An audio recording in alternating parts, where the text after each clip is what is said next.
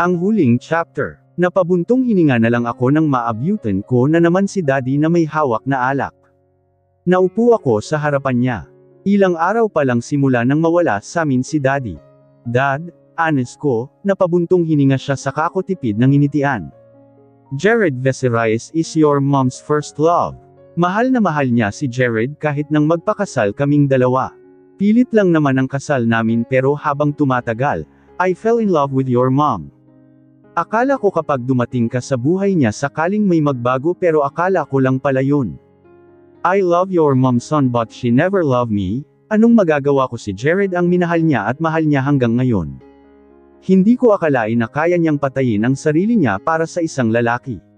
Tinanggap ko lahat, tiniis ko lahat, naghintay ako sa mommy mo pero hindi pala yun sapat para mahalin niya rin ako at kalimutan si Jared. Hilaw siyang natawa, masakit din para sa akin na makita sa ganitong kalagayan si Daddy pero hindi pa rin niya magawang magalit kay mommy. He still love mommy pero hindi nakontento si mommy sa aming dalawa. Masakit para sa amin ang ginawa niya but we need to move on, to move forward. Lumipas ang halos 2 taon, halos 2 taon na naman ang lumipas. Marami mang taon ang nasayang sa amin ni Mia. Okay lang dahil mas maraming taon pa naman para bumuo pa kami ng mga masasayang alaala. Pinapanood lang namin ni Mia ang daddy niya at ang mommy niya na nilalaro si Yesha. Naghahabulan sila na tila mga bata. Yes, Daddy Jared make it but my mom didn't. Am I too late? Napalingon kami kay Daddy na may mga dalang pagkain at nakangiting nakatingin sa pwesto ng mga magulang ni Mia. Daddy Lolo, you'll not late po. Bulol pang saad ni Yesha nang salubungin niya si Daddy. Masaya kaming nakatingin ni Mia sa kanila dahil nagkaayos-ayos na sila Daddy Jared at Dad. Sinabi sa akin ni Daddy na ayaw niyang magaya kay Mommy na ikinulong ang sarili sa nakaraan kaya hindi siya naging masaya. Mas maganda pa rin talaga ang magpatawad ka dahil walang bigat sa dibdib mo. Hawak-hawak ko ang kamay ni Mia at tiningnan ang wedding ring niya, bagay na bagay talaga sa kanya. Kasal na kami ni Mia, nangyari lang nitong nakalipas na buwan. Hindi ko pa rin makalimutan kung gaano siya kaganda ng mga araw na yun, kung paano ako naging masaya nang ayanunsyong asawa ko na siya. Napakaganda niyang tingnan in her white gown, tila isang anghel ang nakikita ko habang naglalakad siya palapit sa akin. Wala akong ibang makita nung mga oras na yun maliban sa kanya. Totoo rin palang hihinto ang takbo ng oras mo at posibleng mangyari yun. Nangyari rin ang pinapangarap naming dalawa, ang dami rin naming pinagdaanan bago kami humantong sa kasalan. Sobrang saya at tahimik na ng lahat, naka-adjust na rin kami ni Daddy sa pagkawala ni Mommy. Lahat ng mga sangkot sa mga nangyari kay Mia simula pagkabata niya ay nasa kulungan na silang lahat. Hindi talaga huminto ang pamilya ni Mia hanggat hindi nahahatulan ng pagkakabilanggo habang buhay ang mga taong yun. Saan ba kasi talaga tayo pupunta, love? Tanong ng mahal kong asawa habang nag-aayos siya ng mga gamit na dadalhin namin bukas. I have a surprise for her na ngayon ko lang din naalala makalipas ng ilang taon. Masyado kasing maraming problema kaming inisip kaya hindi ko na rin naalala ang bagay na yun. It's a surprise love, malalaman mo rin kapag nandun na tayo. Hindat kong saad sa kanya, napanguso tuloy siya kaya hindi ko napigil ang hindi siya halikan. Don't seduce me love, baka hindi ako makapagpigil makain kita. Tumigil ka na Aiden, parang awa mo na, inaaraw-araw mo na ako. Sigaw niya sa akin kaya natawa ako sa kanya. Halos hindi ako makahinga sa pagtawa dahil sa sinabi niya, well that's the truth naman. Hindi ko mapigilan para akong palaging inaakit ng katawan niya kahit na nakatalikod siya sa akin. Kaya minsan mas gusto kong nakapant siya sa pagtulog namin dahil makita ko lang ang binti niya na aakit na naman ako. Mahigpit ang yakap ko sa kanya, may sarili na ring kwarto si Yesha sa kabila kaya solo namin ang kwarto naming dalawa. Hanggang ngayon parang panaginip pa rin ang lahat para sa akin. Ang hirap pa ring paniwalaan kahit na araw-araw at gabi-gabi ko nang nahahawakan ang maganda kong asawa. Worth it naman pala lumaban kahit na masakit at mahirap. Hinalikan ko sa noo ang asawa ko. Unti-unti na akong nasasanay na palagi kang nandyan mahal at hindi ko alam ang mangyayari kapag nawala ka pa sakin. Kahit na asawa na kita, kahit na dala-dala mo na ang apelido ko, gusto ko akin ka lang, akin lang love. Ayaw ko nang may kaati at kung sakali mang balang araw ay mawala ang pagmamahal mo sakin, gagawin ko ang lahat para lang ibalik ang pagmamahal na meron ka para sakin. Araw-araw kong ipapaalala sa iyo ang lahat at hindi ako magsasawang gawin yun. Naramdaman ko ang paghigpit ng pagkakayakap niya sakin. Wala na akong ibang makita na makasama sa pagtanda kundi si Mia lang, siya lang at wala nang iba. That will never happen mahal, bakit ko iiwan ang taong siyang nagmamahal sakin ng totoo? Bakit naman mawawala ang pagmamahal ko para sa iyo kung araw-araw mong ipinakita at ipinaparamdam sakin ang worth ko? Bakit yun mawawala kung sa bawat araw ay mas lalo akong nahuhulog sa iyo? I love you so much Aiden at hinding-hindi na kita iiwan kung paano ako naging mahina noon. That was my big mistake, for leaving you, napangiti na lang ako, minsan lang akong nagmahal pero ganito pala kasarap sa pakiramdam. Hinarap ko si Mia at tinitigan ang labi niyang mapupulas sa iyon dahan-daang hinalikan. Hindi ako mag-asawa sa pamilyang ito, sila ang magiging sandigan ko at magiging lakas para makapagpatuloy sa araw-araw. Hindi ganon kadali ang bumuo ng pamilya dahil habang tumatagal lumalaki na rin ang responsibilidad mo pero walang papantay sa sayang nararamdaman mo kahit na minsan ay nakakapagod ang maghapon. Nakangiti ako habang inaalalayan si Mia sa paglalakad. Nakarating na kami rito kung saan ko siya isusurpresa. Ang tagal din ng bayenahe namin makarating lang dito sa Baler Aurora. Malayo pa ba tayo? Hindi na makapaghintay na tanong ng asawa ko, ang sarap pa rin sa pakiramdam na sabihin kong asawa ko. Nandito na tayo. Sagot ko saka ako nagtungo sa likod niya para alisin ang blindfold niya sa mata. Naikurap-kurap pa niya ang mga mata niya dahil sa panlalabo. Nakangiti ako nang tiningnan niya na ang nasa harapan niya, napaawang pa ang bibig niya. Oh my God, hindi niya makapaniwalang saad. Malaki ang ngiti niyang nakatingin sakin at minsan ay titingnan din ang isang bahay. What is this? A house. Aniya pa, naglakad na siya palapit doon at mas lalo siyang namangha nang makita niya ang dagat sa likod ng bahay. OMG, is this for real? Para saan ang bahay na ito dito if we already have in Manila? But this is so cute, ang ganda. Hindi kalakihan ang bahay na ipinagawa ko rito dahil gusto ko simple lang. Nilapitan ko siya saka ko siya inakbayan. Ito yung bahay na pinagkakaabalahan ko noong hindi ko pa inaamin sa'yo na nawala sakin ang hotel. Isinuko ko yun noon para piliin na manatili na lang rito kasama mo. Simpleng mamuhay pero masaya. Binalak kong umalis na lang tayo ng Manila para magkaroon tayo ng katahimikan dito at dito natin maipagpatuloy ang pagmamahalan natin. Ipinagawa ko ito noon kay Raul kaso iniwan mo ako Pagbibiro ko sa kanya. I'm really so stupid na nagawa kitang iwan but that is the past. Naipagpatuloy naman na natin at may pagpapatuloy pa natin ang pagmamahalan nating dalawa. Grabe, thank you so much for this, love. Ano bang nagawa ko para magkaroon ng katulad mo Mr. Aiden Hernandez? Do I really deserve your love? Mula sa likod niya ay niyakap ko siya habang nakaharap kaming dalawa sa bahay. Deserve na deserve Mia dahil ikaw ang nagpakita sakin ng tunay na kulay ng mundo. Ikaw ang nagparamadam sakin ng pagmamahal na kailanman hindi ko na pinangarap pa pero nagbago ang lahat ng dumating ka sa buhay ko. Ikaw yung nagbigay ng liwanag sa madilim kong buhay. Ikaw ang nagparamdam sakin kung gaano kasarap mabuhay sa mundong hindi naging boring ang bawat araw ko nang dahil sa'yo. So, you deserve more than this, you deserve an unconditional love. You are the only one I will love forever, kayo lang ng anak at magiging anak natin ang magiging babae ko sa buhay. Hinawakan niya ang kamay kong nakayakap sa kanya at mas lalo niyang isinandal sa akin ang ulo niya. Mula sa likod ay rinig na rinig namin ang maingay na alon ng dagat. Kahit na nahirapan akong bilhin ito sa may-ari, worth it naman dahil napakaganda ng tanawin. Yamakap sa amin ang mainit na simoy ng hangin at naamoy na rin namin ang salty air. Naiwan si Yesha sa Manila dahil gusto ko sanang magkaroon kami ng solo time ng asawa ko. Handa na kaming sundan si Yesha at bigyan siya ng mar-ar ng kalaro dahil minsan napapagod na rin ang mga lolo at lola niya sa pakikipaglaro sa kanya. Hindi kalakihan yung bahay pero napakaganda. Namamanghang saad pa rin ni Mia habang nililibot namin ang bahay. Glass wall lang din ang iba para kitang-kita mo ang ganda ng dagat. Mula rito ay kitang-kita namin ang maraming turista. Maraming resort dito sa lugar na ito at kahit hindi na namin kailangang pumunta doon dahil sa ilalim ng bahay na ito ay may ipinagawa rin akong swimming pool. Ang ganda-ganda talaga dito, love. Parang gusto ko na lang dito tumira. Aniya pa, tagos na tagos ang araw sa glass wall dahil maaga pa pero malamig dito sa loob dahil sa aircon. Ito ang magiging bahay bakasyunan natin dahil sa dami ng nangyayari sa buhay natin sa bawat araw, we deserve a vacation.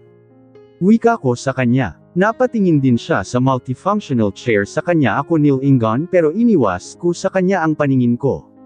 At para saan naman ang upuang ito? Ha? Nakataas ang kilay niyang tanong. Napabuntong hininga na lang ako saka ko sinalubong ang mga titig niya sakin. Para saan pa ba, love? We can use that while we are playing each other. Saka para komportable ka hindi tayo gagamit ng sofa dahil meron na yan. Wika ko. Aidan Hernandez. Sigaw niya kaya natawa ako. Anong masama dun? Mag-asawa naman na kaming dalawa, nagpalagay talaga ako niyan dito para kapag sex time naming dalawa magagawa ko rin yun dito. Napakaganda kaya ng tanawin, babe, wala namang masama eh.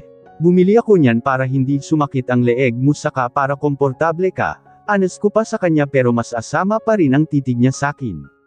Hindi pa rin siya sanay kapag pinag-uusapan namin ang bagay na yun, hanggang ngayon nahihiya pa rin siya but I will make her comfortable. Kaming dalawa lang ang nandito ngayon dahil sa susunod na araw pa sila susunod dito para makapagbakasyon panandalian. Napakasimple lang mamuhay ng mga tao sa lugar na ito. Medyo mura din ang mga bilihin hindi katulad sa Manila na napakamahal ng cost of living.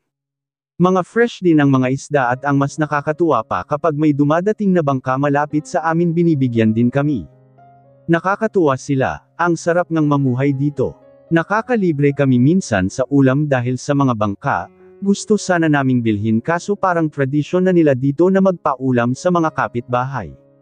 Pagsapit ng gabi ay nakapwesto lang ako rito habang nakatingin sa bintana. Nang marinig ko ang pagbukas ng pintuan sa kwarto namin ay napangisi ako.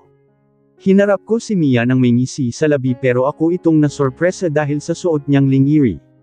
Napaka-sexy niyang tingnan at kitang-kita ko na ang hubog ng katawan niya. Damn it! Naipit ko na lang ang pagkalalaki ko sa pagitan ng mga binti ko dahil nakikita ko palang si Mia sa suot niya ngayon ay kusa na siyang tumatayo na tila hindi na makapaghintay. Napalunok ako habang nakatitig sa kanya, I'm speechless. Anong meron para magsuot siya ng ganyan? Naibaba ko tuloy ang wine glass na hawak-hawak ko saka ako napatikhim. Babe, can you please wear another sleepwear? Halos nahihirapan kong saad sa kanya, damn. She's kinda hot. At kapag hindi pa siya nagpalit baka habang nakikita ko siya sa ganiyang suot magkasala lang ako. Hindi ko alam kung mas lalo ba niya akong inaakit dahil ngumisi lang siya sakin. Dahan-dahan pa ang paglakad niya papalapit sakin. Nakaupo ako ngayon sa multifunctional chair namin at mas lalo akong napalunok nang umupo siya sa binti ko. Oh damn! Naisatinig ko, mas lalong lumaki na ang mga nasa pagitan ng binti ko nang maramdaman ko ang katawan ng asawa ko. Naipikit ko na lang ang mga mata ko nang hawakan ni Mia ang pagkakalaki ko. Ang sarap sa pakiramdam at tila mababaliw na ako sa ginagawa niya. Babe, nahihirapan kong saad, para akong nanghihina at unti-unti na ring sumasakit ang puson ko dahil sa kanya. Ayaw mo ba nito? I thought you loved playing with me, love. Now, let's play again at sundan na si Yes ha. Mapang-akit niyang saad. Akala ko ba ayaw niya na dahil masyado ko na siyang inaaraw-araw, what happened? Damn it! Napasigaw na lang siya nang mabilis na nagkapalit ang mga pwesto naming dalawa. Don't you dare to seduce me with that kind of outfit, Mrs. Hernandez, dahil hindi kita aatrasan. Ngumisi lang siya sakin, talagang sinusubukan ako ng babaeng ito. Makikita niya ang hagupit ng pagkalalaki ko. Mabilis kong inalis ang mga saplot ko hanggang sa wala nang matira sa katawan ko. Nginisyan ko siya dahil hanggang ngayon hindi pa rin niya kayang makita ang best friend ko pero nawala rin ang ngisi ko nang mas titigan niya iyon at pinaglaruan mo. What with this woman tonight? Napapaigting na lang ang pangako dahil sa ginagawa niya. Mas lalo akong nanghihina dahil sa paglalaro niya sa pagkalalaki ko. Oh damn! You seduce me babe so pay what you've done. Hindi ko mapigil ang saad sa kanya. Siniil ko siya ng malalim na halik pababa sa leeg niya hanggang sa malalaki niyang hinaharap. Kung ano man ang nakain ng asawa ko ngayong gabi sana gabi-gabi niyang kainin. Mabilis kong inalis ang suot-suot niyang lingiri. Next time, don't wear like that mahal dahil alam mong masisira ko lang yan. Wika ko sa kanya. I don't care, I can buy more kung ganyan din naman ang epekto sa'yo. Oh damn, Mia. Napapaigtad na lang siya sa ginagawa ko lalo na nang lumuhod ako sa harapan niya para paglaruan ang pagkababae niya. Nang mas lalong sumasakit ang puson ko ay mabilid ko nang ipinasok sa loob niya. Masyado nang masakit ang pagpipigil ko sa kanya.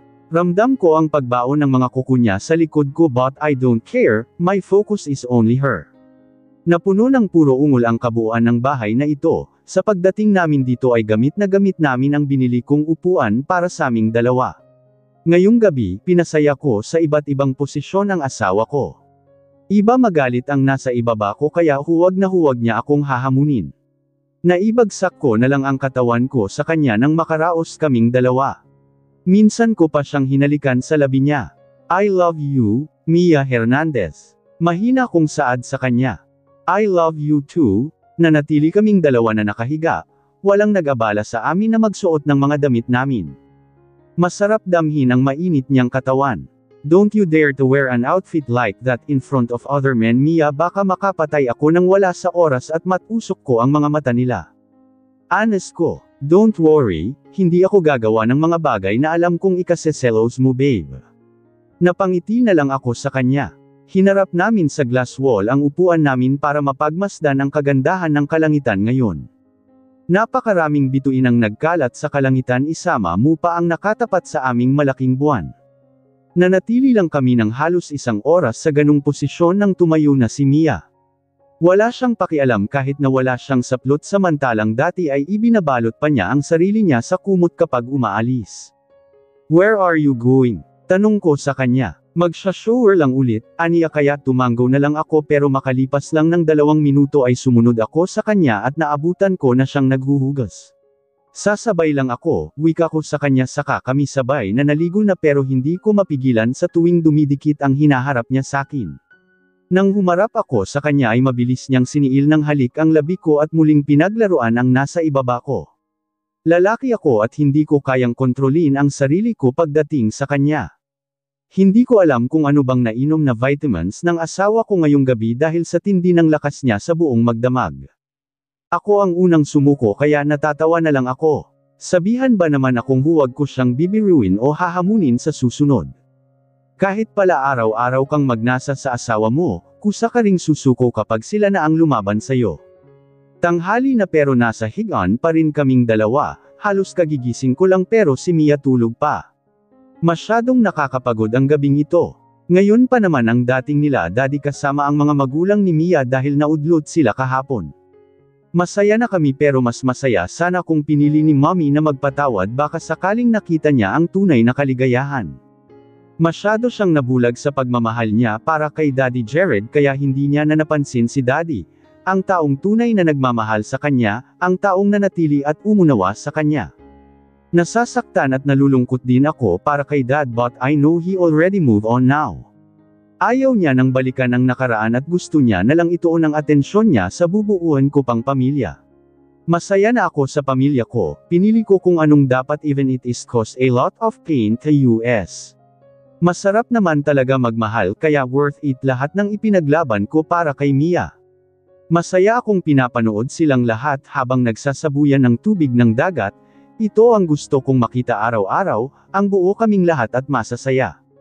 Inakbayan ko ang asawa kong nanonood lang din sa mga magulang naming nakikipaglaro na naman kay Ayesha. Si Yesha ang libangan nila sa araw-araw kaya kapag hindi kami nakadalaw kay Daddy, si Daddy na mismo ang pumupunta sa bahay namin ni Mia para kalaruin si Yesha. Masyado mang naging malupit sa amin ang tadhana, kahit masyadong masakit para makamit ang lahat ito, worth it at masaya naman dahil alam kong panghabang buhay na ito. Gulo-gulo ang buhok kong nakatingin sa mga anak kong magugulo rin. Oo, pinangarap kong bumuo ng malaking pamilya pero bakit naman isang irehan ka agad? Ano, okay ka pa ba? How, ayos yun ah. 4 agad sa isang irehan. Sinaman ko ng tingin si Ace, oo may quadruplets kami ni Mia at hindi namin yun inaasahan. Malaki yung tiyan niyang nagbuntis at nang malaman namin na 4 na heartbeat ang na-detect sa pagbubuntis niya masaya ako na nag-aalala. Hindi ko kayang mawala sa buhay ko si Mia, ipinagbubuntis pa lang niya ang mga kambal namin hirap na siya kaya halos hindi ko alam ang gagawin ko. Sigaw na naman ng anak kong lalaki habang nakasakay siya sa likod ko. Tanggal ang angas ko sa mga anak ko, kung gaano ako kalupit sa opisina ay siyang kabaliktaran naman pagdating dito sa bahay. 3 ang anak kong lalaki at sa kanilang 4 naman ay ang babae ang bunso sa mga kambal ko. Masakit na ang anit ko dahil sa pagsabunot ng anak ko, gawin ba naman akong kabayo kahit na ibinilhan ko na sila ng mga laruan nila. Halos iuwi ko na nga lahat ng mga laruan sa mall pero bakit ako pa rin ako gusto nilang laruan? Mukha ba akong laruan? Napaupo na lang ako sa sulok ng mapagod ang mga anak kong gawin akong kabayo, iba naman ngayon ang nilalaro nila kaya nakakapagpahinga ako. Mahal, magmeryenda ka na muna. Napapangiti na lang ako kapag naririnig ko ang pagtawag ng asawa ko sakin. Kids, let's have a snack. Tawag ko sa mga anak ko, kanya-kanyang laro ang mga lalaki habang si Ayesha naman ay nilalaro ang bunso namin. Okay ka pa ba? Gulo-gulo na buhok mo oh. Napaka-sweet talaga ng asawa kong ito, nakatitig lang ako sa kanya habang inaayos niya ang buhok ko. Ang tapang ko sa opisina pero siya namang lambot at hina ko pagdating sa pamilya to. I'm okay, sabi ko naman sa'yo na pagkatapos mong ilabas sa mundong ito ang mga anak natin, ako naman na ang bahala sa kanila sa pag-aalaga. Maghahati tayo sa hirap mahal ko, nakangiti kong sagot sa kanya, sa tuwing naaalala ko ang hirap niya noong dinadala niya ang mga anak namin halos ayaw ko nang ulitin na buntisin pa siya pero napahaplos na lang ako sa nag-uumpisa na naman lumaki na tiyan niya. I'm sorry, kaya mo pa ba? May kasunod na naman eh. Halos mapakamot na lang ako sa ulo, ginasto ko ito kaya paninindigan ko. Hinaplos ko ang tiyan niya saka ako ngumiti. Walang mahirap sa pamilyang to Mia. I can do everything for this family, kayo na ang buhay ko, halos mapasubsob na ako sa asawa ko nang sabay-sabay na magtulakan ang mga anak namin sa likod ko. Kids, please be careful. Alam niyong buntis ang mami niyo. Wika ko sa kanila, natahimik naman silang lahat at nakayuko na. We're sorry po, mommy and daddy. Sabay-sabay na saad ng mga lalaki habang si Yesha naman ay buhat-buhat si Yasmin. Okay, eat your snacks now. Utos ko sa kanila, tahimik silang naupo sa kakumain. Natutuwa naman kaming pinapanood sila dahil ang mga lalaki naming anak ay nag-uunahan na bigyan ang bunso namin ganun na rin ang ate nila. They are the sweetest creature I've ever seen in my life. Pinahilig ko sa dibdib ko ang asawa ko saka ko siya niyakap. Thank you for bringing them in my life love, hindi ko alam kung paano kita pasasalamatan. Binuo natin sila ng sabay kung meron mang dapat magpasalamat sa ating dalawa, ako yun dahil hindi mo ako sinukuan. Hindi naman ako magkakaroon ng mga anghel sa buhay ko kung hindi mo ako ipinaglaban. Sabay nating protektahan at aalagaan ang pamilyang to, hinalikan ko siya sa ibabaw ng ulo niya saka namin pinanood ang mga anak namin na nagkwekwektuhan pa sa mga laruan nila. Hindi ko kayang mawala sila sakin, mawala na ang lahat ng kayamanan ko pero hindi ako papayag na sila ang mawawala sakin. May mga hindi man kami pagkakaintindihan ng asawa ko normal lang yun sa mag-asawa pero ang natutunan ko dito ay hindi ko na dapat ipinagpapabukas ang tampuhan naming dalawa. Hindi ko siya hahayaang matulog na may sama ng loob sakin. Ayaw kong masanay kaming dalawa na hindi man lang namin pinag-uusapan ang problema namin. Dad, do you want to play with us? Tanong ni Kevin, ang panganay sa mga lalaki. What are you going to play? Tanong ko rin sa kanya, nandito ako sa opisina ko sa bahay. Basketball, napatingin ako sa kanya, inalis ko na ang salamin sa mga mata ko saka ko inayos ang laptop ko. Basketball ang paborito nilang laro, kaya sinasabayan ko sila. Halos lahat sila ay mga nag-aaral na at kaunti na lamang ay may mga binata na rin ako. Oo, maraming taon na ang mga lumipas at ngayon malalaki na rin ang mga anak namin. Lalaki ang bunso namin, nasa genes na talaga namin na puro lalaki ang ipinapanganak pero dahil maliit pa ang bunso namin nanunood na muna siya sa amin. Tristan here, sigaw ko sa pangalawang lalaki ko, mabilis ang kilos niya nang ipasa ko sa kanya ang bola. Nag-appear na lang kaming dalawa nang may shoot niya ang bola. Hindi rin nagpapatalo ang dalawang lalaki ko at nakakashoot din sila. Nakakatanggal ng pagod kapag sila ang kaharap at mga kasama ko. Magmeryenta muna kayo, sigaw na naman ng maganda ko pa ring asawa. Pawisan kaming lumapit sa bench, lahat naman kami ay pinunasan ng asawa ko ng pawis sa likod. Ganyan siya kalaga kaya kahit tukso na ang lumalapit sa akin minsan, never kong lalakoan ang asawa ko. Nasa perpektong pamilya na ako, perpektong asawa para sa akin kaya bakit ko sisirain ang maganda kong buhay. Kahit maghubad pa sila sa harapan ko wala akong pakialam pero huwag sana nilang pagsisihan dahil baka sa kulungan sila matulog. Matthew may naghahanap sa'yo, girlfriend mo yata. Sigaw ni Yesha sa pintuan ng playground namin dito sa bahay. Nag-asara naman na ang mga kambal na lalaki dahil sa sigaw ng ate nila. Who is she? Taas kilay na tanong na rin ni Mia. Mom, natatawang wika niya sa mommy niya dahil sa pang-asar ng mga kuya niya isama mo pa ang nang-aasar din na tingin ni Mia. I have no girlfriend, I promise. I'm too young for that. Kuya, enough, pigil niya kay Tristan na walang ginawa kundi ang tusukin ang tagiliran ni Matthew.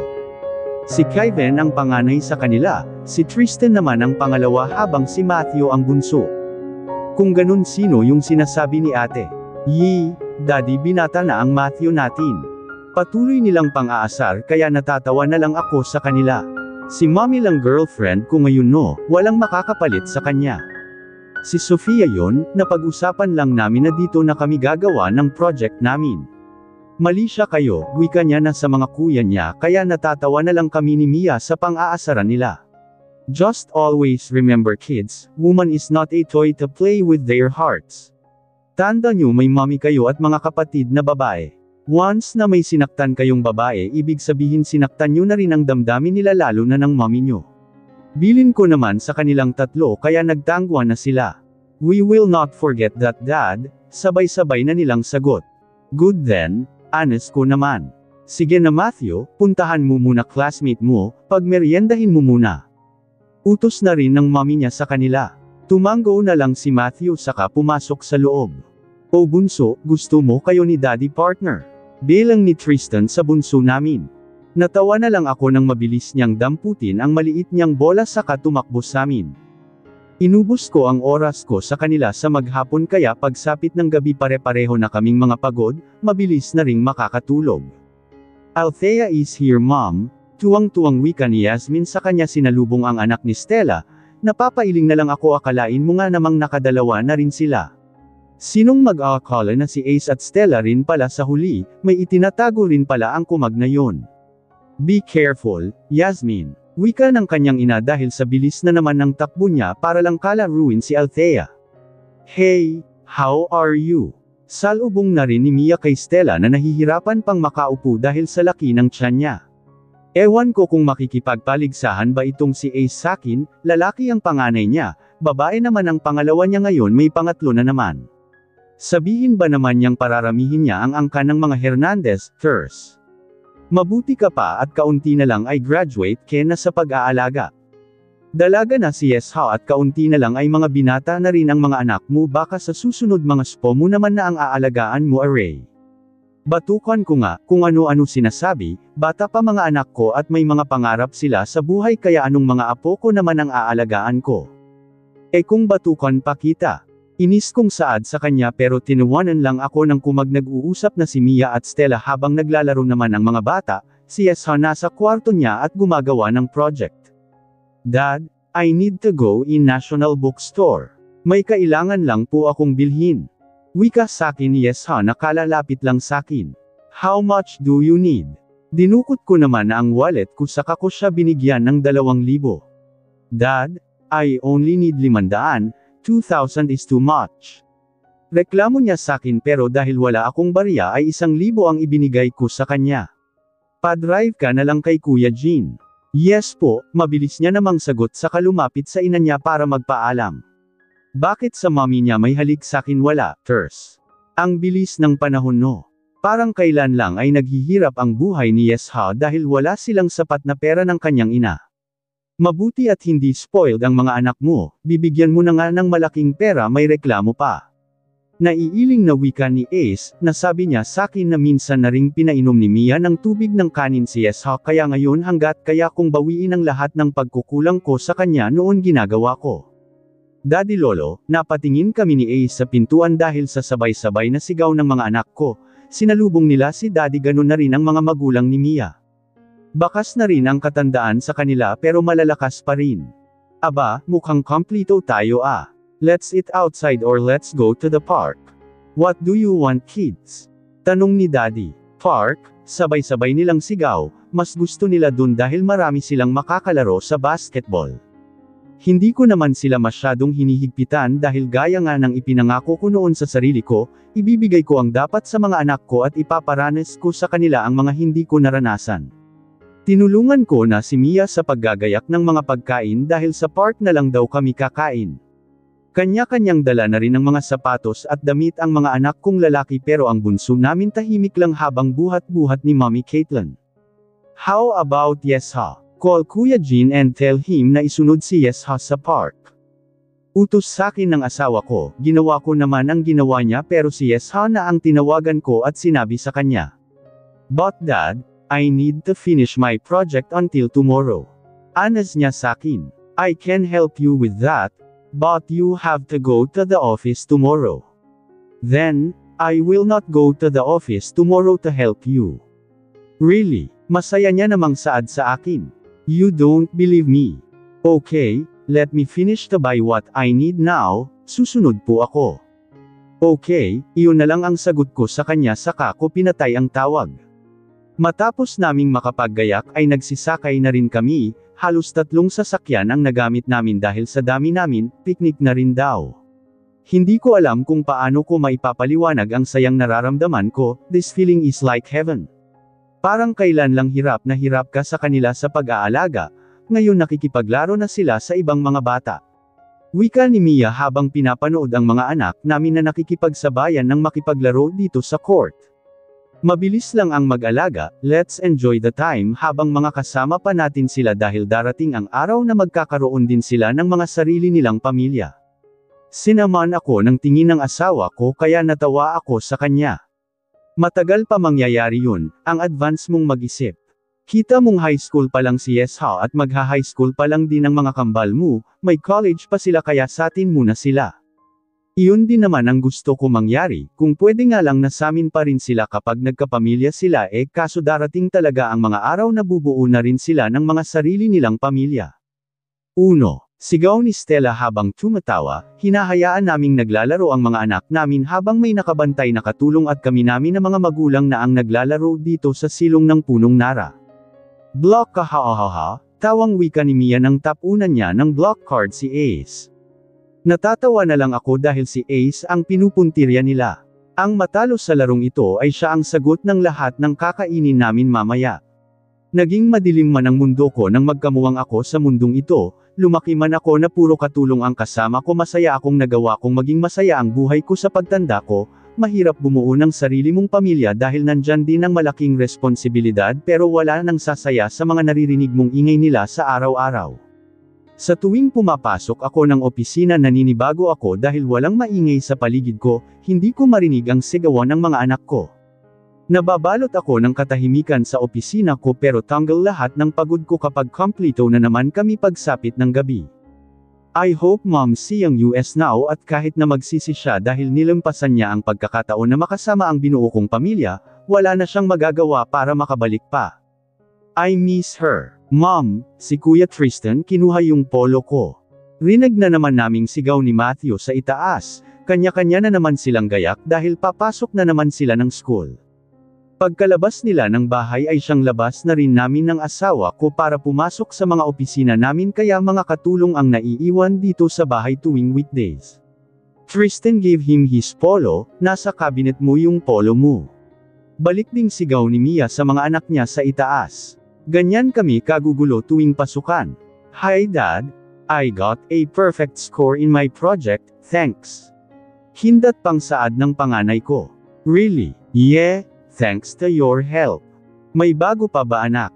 Wala namang araw na hindi ka nag-uwi ng perfect score Wika ko sa kanya kaya natawa siya. I need to Dad, Bukod sa I want you and mom to be proud of me, I want to be a good surgeon someday. I don't want to cheat because if I cheat, niloloko at pinaglalaroan ko lang din ang buhay ng mga pasyente. I don't want that to happen dahil buhay ng mga magiging pasyente ko ang nakataya. Hindi mo pwedeng dein ang buhay ng tao, iyan na naman tayo sa pangarap niyang maging doktor. Yes, she wants to be a doctor someday kaya nga ang dami-dami niyang medical book na binibili eh. Ngayon pa lang, Daddy is so proud of you anak. You never disappointed us but you need to rest too dahil kahit ano pa ang maging score mo, kahit anong gusto mo paglaki mo we're still proud of you. Don't pressure yourself baby dahil hindi ka namin pressure ng mommy mo. Of course dad, kaya mahal na mahal ko kayo ni mommy eh. Nakangiti niyang wika, may kanya-kanyang mga pangarap ang mga anak namin. Si Kevin at Tristan gusto ring maging negosyante balang araw, si Matthew naman hindi pa niya alam ang gusto niya. Hindi ako masyadong naging mabuting tao pero nagpapasalamat pa rin ako dahil nagkaroon ako ng mabubuting mga anak. Sa pagmamahalan hindi mo talaga maiwasang magkaroon ng hadlang o anumang problema pero dahil mahal mo siya lalaban at kakapit ka. Malapit na naming isarado ni Mia ang kwento ng buhay naming dalawa at sa pagtatapos nun, masaya ako dahil kamatayan na lang ang makakapaghiwalay sa aming dalawa. Mahigpit na nakayakap sakin si Mia at hinahaplos ko naman ang ulo niya. Kahit araw-araw yata kitang nakikita, hindi ako nagsasawa. Napangiti ako sa sinabi ni Mia. Kahit kailan hindi ako magsasawa sa iyo mahal, ikaw at ang mga anak natin ang buhay ko. Kayo ang definisyon ng kasiyahan at buhay ko. Ang daming misunderstanding, ang daming problema but we chose to fight, we chose to stay. I love you Aiden. I love you more my wife. Marahan ko siyang hinalikan sa labi. Ang buhay ng mga tao ay may kanya-kanyang suliranin at mas magandang piliin mong lumaban, piliin mong ayusin ang lahat lalo na kung hindi naman malinaw kung anong nangyari sa inyo. Piliin mong makasama habang buhay ang babaeng gusto mo, paano mo malalaman na siya na pala ang para sa iyo kung paglalaruan mo ang puso ng mga babae. Hindi ginagawang lisensya ang kagwapuhan para magloko ng mga babae.